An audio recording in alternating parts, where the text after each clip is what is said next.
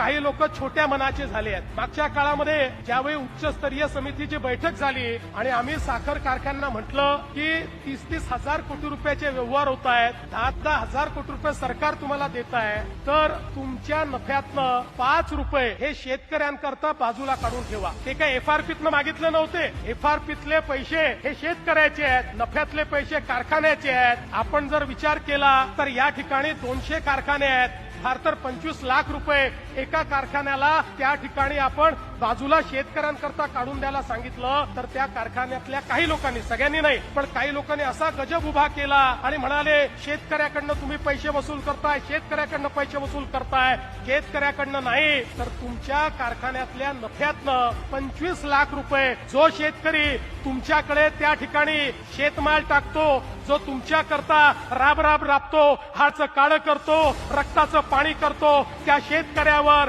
त्या ठिकाणी अशा प्रकारची आपत्ती आली आणि तुम्हाला 5 रुपये द्यायला सांगितले, तरी देखील तुम्ही मागे पुढे पाहता। आता असे काही कारखाने मी शोधून काढले आहेत ज्यांच्याकडे शेतकऱ्याचा काटा मारला जातो। आता त्यांना मी दाखवणार आहे की तुम्ही शेतकऱ्याचा काटा मारून मारून या ठिकाणी पैसा जमा करता आणि शेतकऱ्याकरता 25 लाख रुपये द्या म्हटलं तर तुम्हाला त्या ठिकाणी देण्याची जाणत नाहीये। अरे तुम्ही मालक नाही आहे, या कारखान्याचे मालक आमचा शेतकरी आहे, त्यामुळे त्या शेतकऱ्याच्या पाठीशी उभं राहण्याचं काम या महाराष्ट्रामध्ये सरकार करेल।